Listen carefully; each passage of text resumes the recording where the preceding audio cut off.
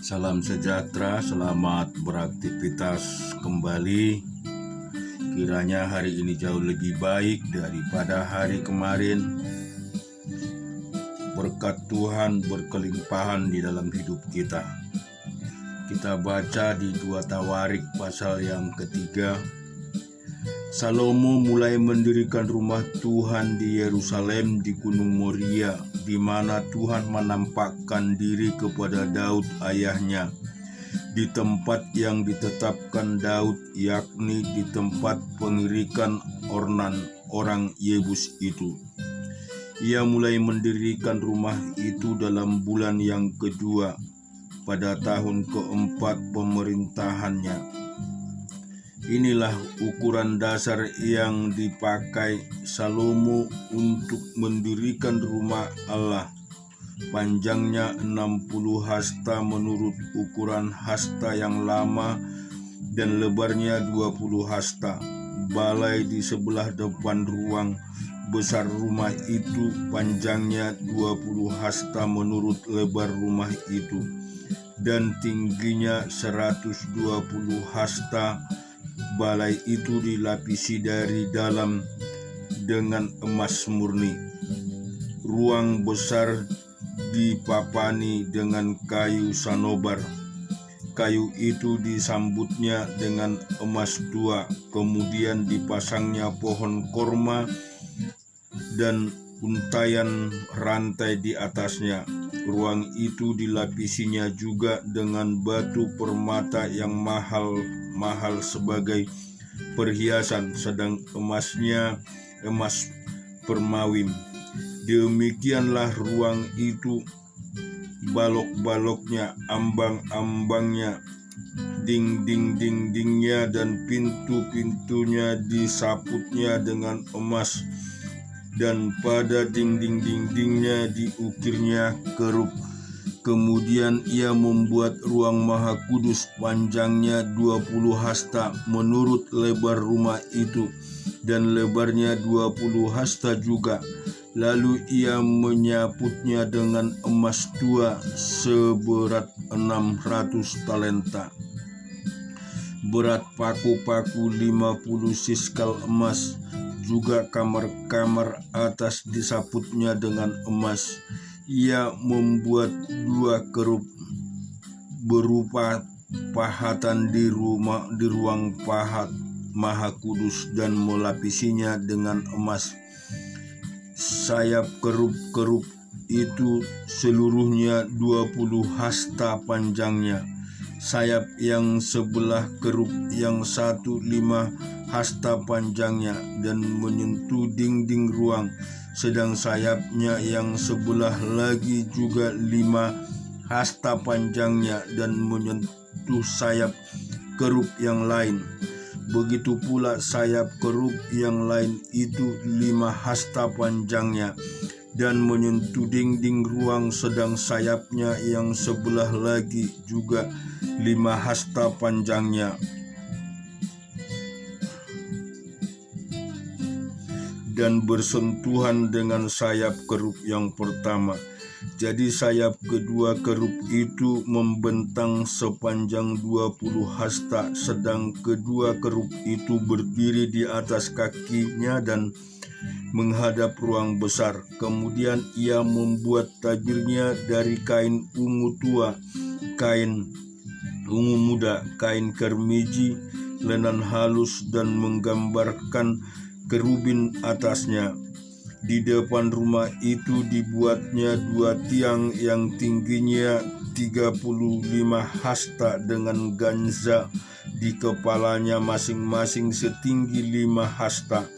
Lalu dibuatnya untaian rantai yang dipasangnya sebagai kalung di atas kepala tiang-tiang itu, dan dibuatnya 100 buah delima yang dipasangnya pada untaian rantai itu.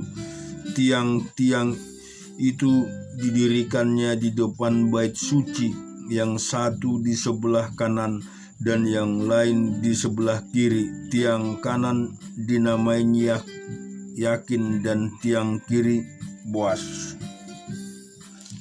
Kita juga akan membaca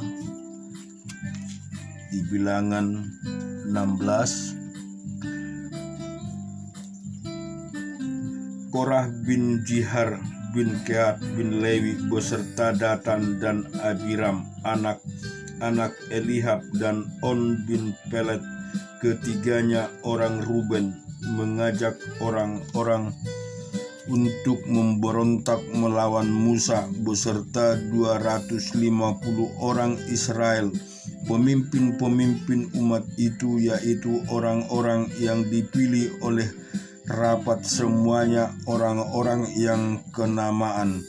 Maka mereka berkumpul menggerumuni Musa dan Harun serta berkata kepada keduanya, "Sekarang cukuplah itu, segenap umat itu adalah orang-orang kudus dan Tuhan ada di tengah-tengah mereka. Mengapakah kamu meninggi-ninggikan diri di atas jemaah Tuhan?" Ketika Musa mendengar hal itu, sujudlah dia, dan ia berkata kepada Korah dan segenap kumpulannya, "Besok pagi Tuhan akan memberitahukan siapa kepunyaannya dan siapa yang kudus, dan ia akan memperoleh orang itu mendekat kepadanya. Orang yang akan dipilihnya akan diperbolehkannya mendekat kepadanya. Perbuatlah begini, ambillah pembaraan-pembaraan, hai Korah, dan kamu segenap kumpulannya. Bubuhkanlah api ke dalam dan taruhlah ukupan di atasnya di hadapan Tuhan pada esok hari, dan orang yang akan dipilih Tuhan, dialah yang kudus. Cukuplah itu, hai orang-orang Lewi." Lalu berkatalah Musa kepada Korah, "Cobalah dengar, hai orang-orang Lewi, belum cukupkah bagimu bahwa kamu dipisahkan oleh Allah Israel dari umat Israel dan diperbolehkan mendekat kepadanya supaya kamu melakukan pekerjaan pada kemah suci Tuhan dan bertugas bagi umat itu untuk melayani mereka, dan bahwa engkau diperbolehkan mendekat bersama-sama dengan semua saudaramu Bani Lewi, dan sekarang kamu menuntut pangkat imam lagi. Sebab itu engkau ini dengan segenap kumpulanmu, kamu bersepakat melawan Tuhan. Karena siapakah Harun sehingga kamu bersungut-sungut kepadanya? Adapun Musa telah menyuruh orang untuk memanggil Datan dan Abiram, anak-anak Elihab, tetapi jawab mereka, "Kami tidak mau datang. Belum cukupkah bahwa engkau memimpin kami keluar dari suatu negeri yang berlimpah-limpah susu dan madunya untuk membiarkan kami mati di padang gurun? Sehingga masih juga engkau menjadikan dirimu tuan atas kami? Sungguh engkau tidak membawa kami ke negeri yang berlimpah-limpah susu dan madunya, ataupun memberikan kepada kami ladang-ladang dan kebun-kebun anggur sebagai milik pusaka. Masakan engkau dapat mengelabui mata orang-orang ini? Kami tidak mau datang." Lalu sangat marahlah Musa dan berkata kepada Tuhan, "Janganlah perhatikan segala persembahan mereka. Belum pernah kuambil satu ekor keledai pun dari mereka, dan belum pernah kulakukan yang jahat kepada seseorang pun dari mereka." Lalu berkatalah Musa kepada Korah, "Engkau ini dengan segenap kumpulanmu harus menghadap Tuhan, engkau dan mereka dan Harun pada esok hari. Baiklah kamu masing-masing membawa perbaraannya, membubuhkan ukupan di atasnya. Lalu kamu mempersembahkan masing-masing perbaraan ke hadapan Tuhan. 250 pembaraan juga engkau ini dan Harun masing-masing harus membawa pembaraannya. Maka mereka masing-masing membawa pembaraannya, membubuhkan api ke dalamnya, menaruh ukupan di atasnya. Lalu berdirilah mereka di depan pintu kemah pertemuan, juga Musa dan Harun. Ketika Korah mengumpulkan segenap umat itu, melawan mereka berdua di depan pintu kemah pertemuan.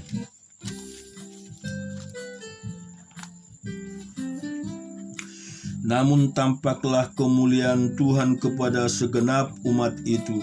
Lalu berfirmanlah Tuhan kepada Musa dan Harun, "Pisahkanlah dirimu dari tengah-tengah umat ini, supaya kuhancurkan mereka dalam sekejap mata." Tetapi sujudlah mereka berdua dan berkata, "Ya Allah, Allah dari roh segala makhluk, satu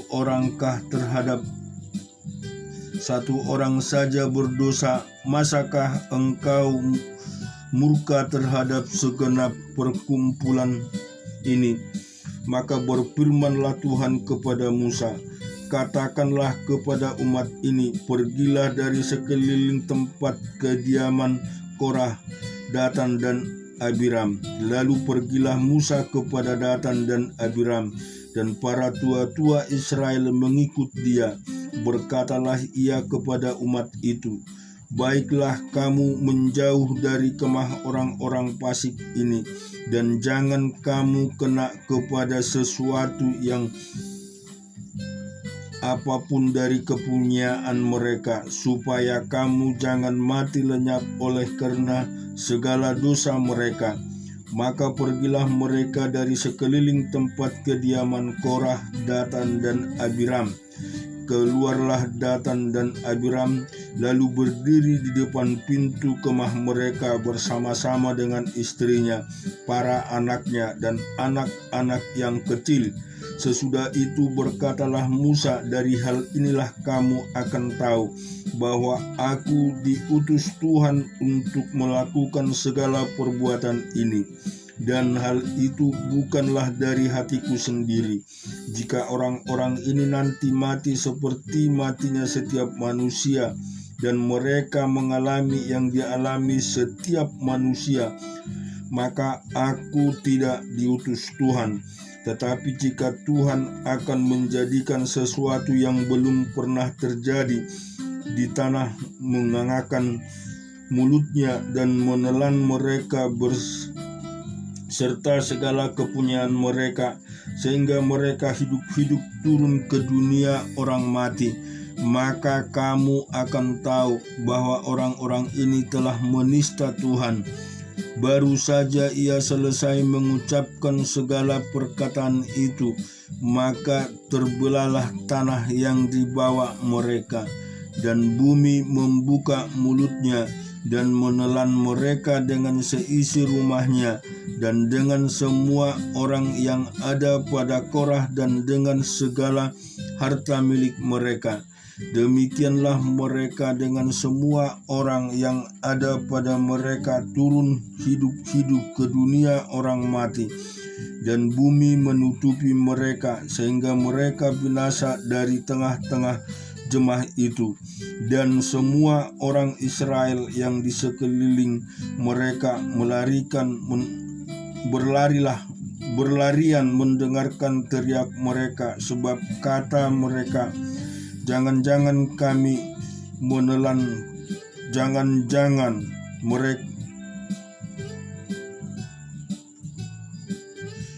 Sebab kata mereka, "Jangan-jangan bumi menelan kami juga." Lagi keluarlah api berasal daripada Tuhan, lalu memakan habis ke-252 yang mempersembahkan ukupan itu. Tuhan berfirman kepada Musa, "Katakanlah kepada Eleazar anak Imam Harun, supaya ia mengangkat perbaraan-perbaraan dari antara kebakaran itu, lalu hamburkanlah api itu jauh-jauh, karena semuanya itu kudus, yakni perbaraan orang-orang berdosa yang telah membayarkan nyawanya. Kemudian semuanya itu harus ditempa tipis-tipis menjadi salut mesbah, sebab telah dibawa ke hadapan Tuhan oleh orang-orang itu. Jadi semuanya itu kudus. Dengan demikian hal itu menjadi tanda bagi orang Israel. Maka Imam Eliaser mengambil pembaran-pembaran tembaga yang telah dibawa oleh orang-orang yang terbakar itu, lalu ditempa menjadi salut mesbah. Itu menjadi suatu peringatan bagi orang Israel, supaya jangan tampil orang awam yang bukan dari keturunan Harun untuk membakar ukupan di hadapan Tuhan. Dan jangan ia menjadi seperti Korah dan kumpulannya, seperti orang yang difirmankan Tuhan kepadanya dengan perantaraan Musa. Tetapi pada keesok harinya bersungut-sungutlah segenap umat Israel kepada Musa dan Harun. Kata mereka, "Kamu telah membunuh umat Tuhan." Ketika umat itu berkumpul melawan Musa dan Harun, dan mereka memalingkan mukanya ke arah kemah pertemuan, maka kelihatanlah awan itu menutupinya, dan tampaklah kemuliaan Tuhan. Lalu pergilah Musa dan Harun ke depan kemah pertemuan. Maka berfirmanlah Tuhan kepada Musa, "Pergilah dari tengah-tengah umat ini, supaya kuhancurkan mereka dalam sekejap mata." Lalu sujudlah mereka. Berkatalah Musa kepada Harun, "Ambillah pembaraan, bubuhkanlah api ke dalamnya dari atas mesbah, dan taruhlah ukupan, dan pergilah dengan segera kepada umat itu, dan adakanlah perdamaian bagi mereka, sebab murka Tuhan telah berkobar dan tulah sedang mulai." Maka Harun mengambil pembaraan seperti yang dikatakan Musa, dan berlarilah ia ke tengah-tengah jemaah itu, dan tampaklah tulah telah mulai di antara bangsa itu. Lalu dibubuhkannyalah ukupan, dan diadakannyalah perdamaian bagi bangsa itu. Ketika ia berdiri di antara orang-orang mati dan orang-orang hidup, berhentilah tulah itu, dan mereka yang mati karena tulah itu ada 14.700 orang banyaknya, belum terhitung orang-orang yang mati karena perkara Korah. Ketika Harun kembali kepada Musa di depan pintu kemah pertemuan, tulah itu telah berhenti. Kita juga akan membaca di Kejadian 24 mulai dari ayat yang 31.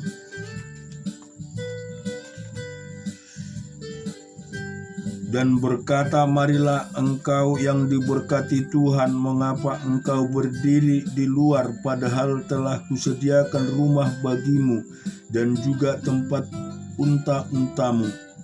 Masuklah orang itu ke dalam rumah, ditinggalkanlah pelana unta-unta, diberikan jerami dan makanan kepada unta-unta itu. Lalu dibawa air pembasuh kaki untuk orang itu dan orang-orang yang bersama-sama dengan dia. Tetapi ketika dihidangkan makanan di depannya, berkatalah orang itu, 'Aku tidak akan makan sebelum kusampaikan pesan yang kubawa ini.' Jawab Laban, 'Silakan.' Lalu berkatalah ia, 'Aku ini hamba Abraham. Tuhan yang memberkati tuanku itu sehingga ia telah menjadi kaya. Tuhan telah memberikan kepadanya kambing domba dan lembu sapi, emas dan perak, budak laki-laki dan perempuan, unta dan keledai, Dan Sarah istri tuanku itu sudah tua, telah melahirkan anak laki-laki bagi tuanku itu. Kepadanya ia telah diberikan tuanku segala harta miliknya. Tuanku itu telah mengambil sumpahku, engkau tidak akan mengambil untuk anakku seorang istri dari antara perempuan Kanaan yang negerinya kudiami ini, tetapi engkau harus pergi ke rumah ayahku dan kepada kaumku untuk mengambil seorang istri bagi anakku. Jawabku kepada tuanku itu, mungkin perempuan itu tidak mau mengikut aku, tetapi katanya kepadaku, Tuhan yang di hadapannya aku hidup akan mengutus malaikatnya menyertai engkau dan akan membuat perjalananmu berhasil sehingga engkau akan mengambil bagi anakku seorang istri dari kaumku dan dari rumah ayahku. Barulah engkau lepas dari sumpahmu kepadaku.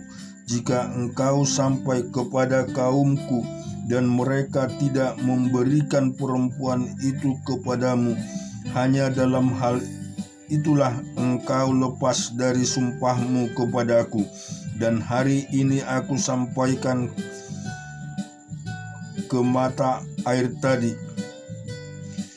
Dan hari ini aku sampai ke mata air tadi, lalu kataku, Tuhan Allah Tuanku Abraham, sudilah kiranya engkau membuat berhasil perjalanan yang kutempuh ini. Di sini aku berdiri di dekat mata air ini.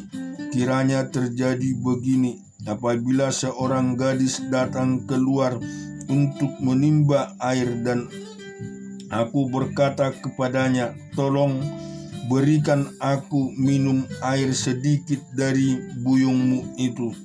Dan ia menjawab, minumlah, dan untuk unta-untamu juga akan ku ambil air. Dialah kiranya istri yang telah Tuhan tentukan bagi anak tuanku itu. Belum lagi aku habis berkata dalam hatiku, Ribka telah datang membawa buyung di atas bahunya dan turun ke mata air itu, lalu menimba air. Kataku kepadanya, tolong berikan aku minum. Segeralah ia menurunkan buyung itu dari atas bahunya, serta berkata, minumlah, dan unta-untamu juga akan kuberi minum. Lalu aku minum dan unta-unta itu juga diberikan minum. Sesudah itu aku berkata kepadanya, anak siapakah engkau? Jawabnya, ayahku Betuel anak Nahor yang dilahirkan Milka. Lalu aku mengenakan anting-anting pada hidungnya dan gelang pada tangannya. Kemudian berlututlah aku dan sujud menyembah Tuhan, serta memuji Tuhan Allah Tuanku Abraham yang telah menuntun aku di jalan yang benar untuk mengambil anak perempuan saudara tuanku ini bagi anaknya. Jadi sekarang apabila kamu mau menunjukkan kasih dan setia kepada tuanku itu, beritahukanlah kepadaku, dan jika tidak, beritahukanlah juga kepadaku, supaya aku tahu entah berpaling ke kanan atau ke kiri. Lalu Laban dan Betuel menjawab, semuanya ini datangnya dari Tuhan. Kami tidak dapat mengatakan kepadamu baiknya atau buruknya. Lihat, Ribka ada di depanmu, bawalah dia dan pergilah supaya ia menjadi istri anak tuanmu, seperti yang difirmankan Tuhan. Ketika hamba Abraham itu mendengar perkataan mereka, sujudlah ia sampai ke tanah menyembah Tuhan. Kemudian hamba itu mengeluarkan perhiasan emas dan perak serta pakaian kebesaran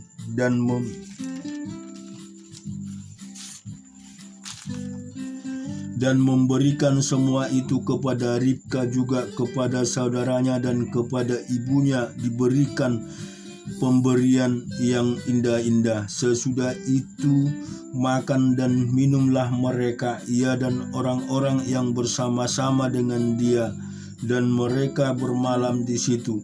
Pergilah sesudah mereka bangun, berkatalah hamba itu, lepaslah aku pulang kepada tuanku. Tetapi saudara Ribka berkata serta ibunya juga, biarlah anak gadis itu tinggal pada kami barang 10 hari lagi, kemudian bolehlah engkau pergi. Tetapi jawabnya kepada mereka, jangan tahan aku, sedang Tuhan telah membuat perjalananku berhasil. Lepaskanlah aku supaya aku pulang kepada tuanku. Kata mereka, baiklah, kita panggil anak gadis itu dan menanyakan kepadanya sendiri.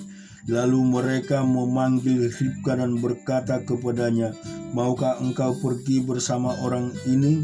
Jawabnya, mau. Maka Ribka saudara mereka itu dan inang pengasuh beserta hamba Abraham dan orang-orangnya diberikan mereka pergi. Dan mereka memberkati Ribka. Kata mereka kepadanya, saudara kami, moga-moga engkau menjadi beribu-ribu laksa, dan moga-moga keturunanmu menduduki kota-kota musuhnya.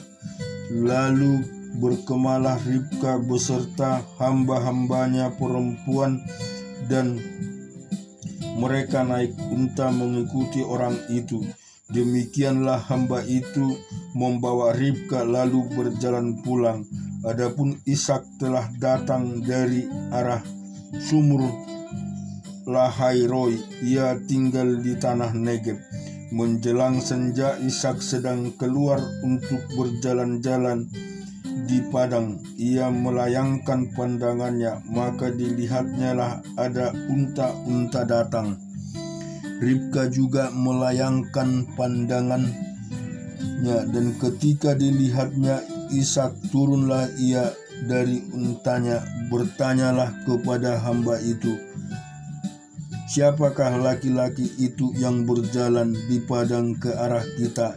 Jawab hamba itu, dialah tuanku itu. Lalu Ribka mengambil telekungnya dan bertelekunglah ia. Kemudian hamba itu menceritakan kepada Ishak segala yang dilakukannya. Lalu Ishak membawa Ribka ke dalam kemah Sarah ibunya dan mengambil dia menjadi istrinya. Ishak mencintainya, dan demikian ia dihiburkan setelah ibunya meninggal. Kita akan membaca di Kejadian 13 di Matius 13 ayat yang 31.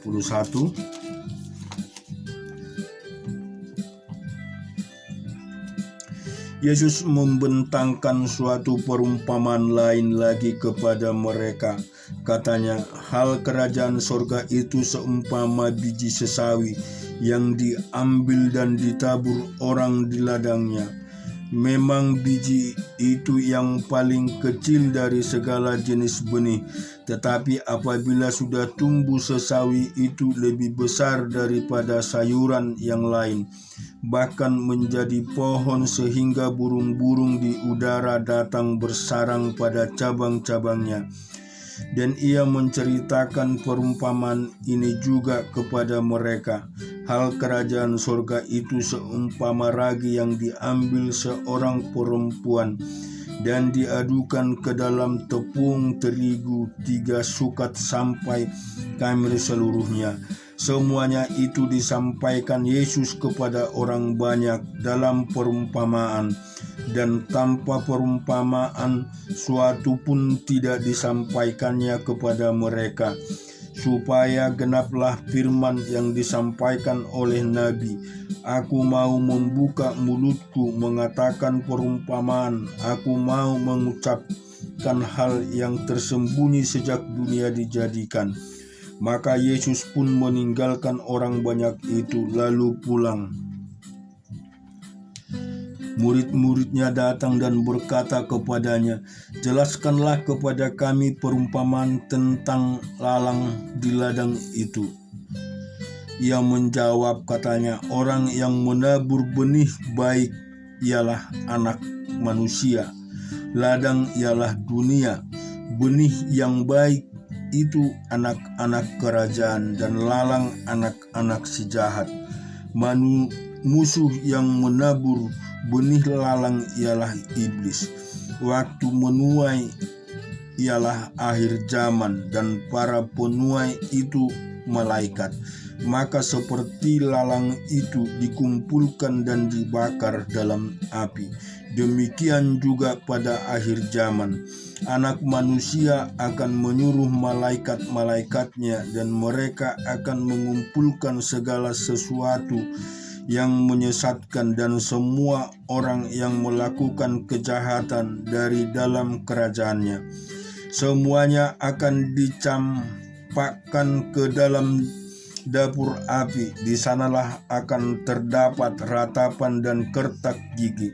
Pada waktu itulah orang-orang benar akan bercahaya seperti matahari dalam kerajaan Bapa mereka. Siapa bertelinga, hendaklah ia mendengar.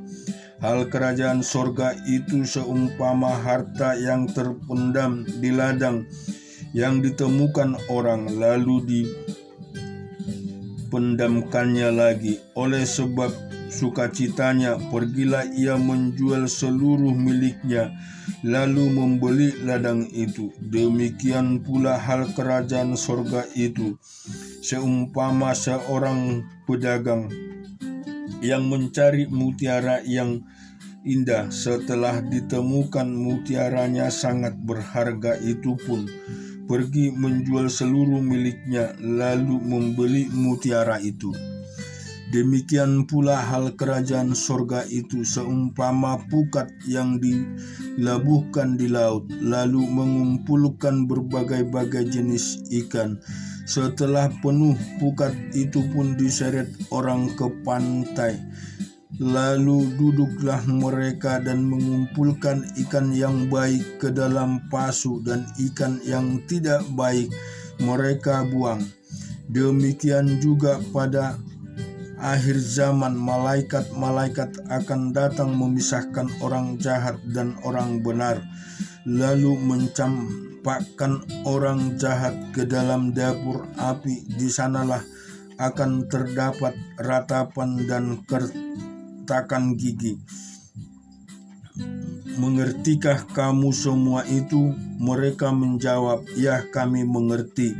Maka berkatalah Yesus kepada mereka, "Karena itu setiap ahli Taurat yang menerima pelajaran dari hal kerajaan sorga itu seumpama Tuhan